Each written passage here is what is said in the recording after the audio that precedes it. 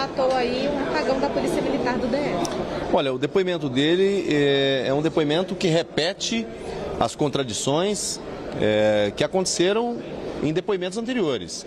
Ele chega aqui e reafirma pontos contraditórios. Com relação ao plano escudo, ele diz no inquérito militar que ele não funcionou, não foi ativado. Aqui ele diz que estava ativado. Mas ao mesmo tempo ele diz que quando chegou lá viu que as guarnições não estavam colocadas. E aí ele terceiriza a culpa. Aí vai dizer que a culpa é do Penteado. Então a fala dele aqui é uma fala de alguém que veio para tentar achar um culpado. Dentro da sua equipe, dentro do seu time, tinha alguém que era escalado por ele e que foi o responsável por tudo que aconteceu. Eu acho que o que está muito evidente, que está muito claro, eu desde o início tenho dito, houve um apagão na segurança pública do DF no dia 8 de janeiro.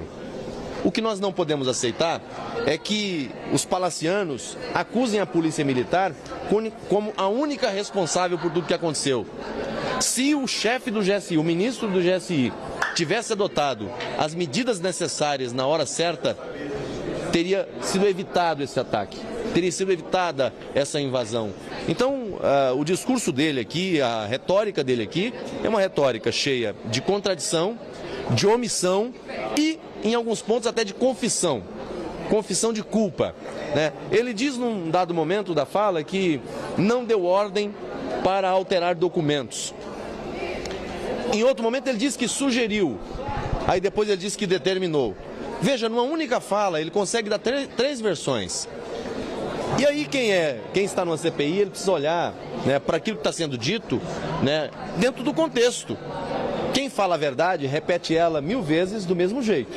Agora, quem procura escrever uma nova versão sobre os fatos, invariavelmente ele vai vacilar, ele vai errar, e uma hora fala de um jeito e outra hora fala de outro. Então, a fala dele é uma fala que entra em contradição na mesma oração, na mesma narrativa que ele está fazendo sobre um fato, ele consegue dar 3 versões. Na questão do documento que ele alterou, ele disse que não mandou, depois ele disse que sugeriu e depois ele disse que determinou. É só olhar a fala dele. Então, eu acho que assim, é um ponto central. Agora, a partir do depoimento que ele está fazendo, vai nos fazer obrigados a ouvir o general Penteado, porque ele acusou aqui de forma direta o general Penteado por ser responsável por esse apagão de ação tática dentro do Palácio do Planalto. Os senhores vão convocar o general Penteado? Eu acho que a fala do general G. Dias hoje impõe a convocação do general Penteado aqui. Se ele foi responsável, ele tem que vir. E quem sabe, num segundo momento, ou num terceiro tempo, até a acariação entre os dois. Porque o Saulo veio aqui e disse algo importante, revelador, esclarecedor, e o G. Dias vem aqui e diz que não foi bem assim. Mas a versão completa dele confirma a versão que o Saulo disse à CPI. Aí ele aponta para o general Penteado. Então, eu acho que é imprescindível a vinda do general Penteado a esta CPI. Agora eles estão aqui, a base do governo quer acusar o ex-presidente Bolsonaro por ser o responsável por nomear o Penteado na equipe do Lula. É isso que o grupo de governo está fazendo agora.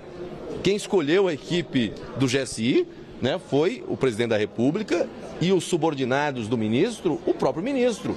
Mas eles querem terceirizar. Não, isso aí é coisa do governo passado. Na transição já se sabia dos movimentos que estavam em curso. Alertas foram emitidos, relatórios de inteligência foram dados. Dias antes, houve alertas. E no dia do acontecido, no dia 8, vários alertas foram emitidos. Então, eu penso que hoje a gente tem um dia histórico, com muitas evidências aparecendo, mas a principal delas é que houve omissão dentro do GSI. O próprio presidente Lula, quando fala desse assunto, ele fala, olha, eu tentei entender por que não tinha polícia lá dentro, por que não tinha soldado lá dentro, por que não tinha segurança lá dentro, porque não foi convocada, porque o plano escudo não foi colocado em ação. Houve uma omissão deliberada que ocasionou tudo isso. Responsabilidade de todos. Não dá para poder afastar aqui. Polícia Militar errou? Errou. Mas Batalhão de Guarda Presidencial, Polícia do Exército, GSI, falha sistêmica, apagão na inteligência ou omissão deliberada que gerou esse caos todo. Senador, hoje o presidente da CPMI leu um relatório, um ofício enviado pelo ministro da Justiça, dando explicações sobre as imagens do Ministério da Justiça terem sido apagadas. Essas explicações convenceram o senhor? O que o senhor avalia em relação a isso? Olha, o ministro da Justiça tem tratado com absoluto desrespeito o Senado Federal e a Comissão Parlamentar de Inquérito. Ele apresentou várias versões sobre essas imagens, no primeiro momento de que precisava de mais tempo, depois que precisava de autorização judicial e agora dizendo que as imagens foram destruídas. Destruir imagens num contexto como esse me parece algo grave e que pode esconder condutas, inclusive criminosas.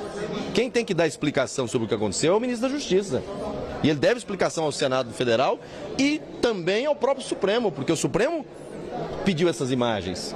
Então, lamento muito que isso tudo esteja acontecendo, né? Assim, não se tenta aqui terceirizar a culpa, né? Eu não sou daqueles que diz o seguinte, olha, não aconteceu o ato do 8 de janeiro, o ato do 8 de janeiro aconteceu, agressões foram cometidas, violações foram cometidas, crimes aconteceram.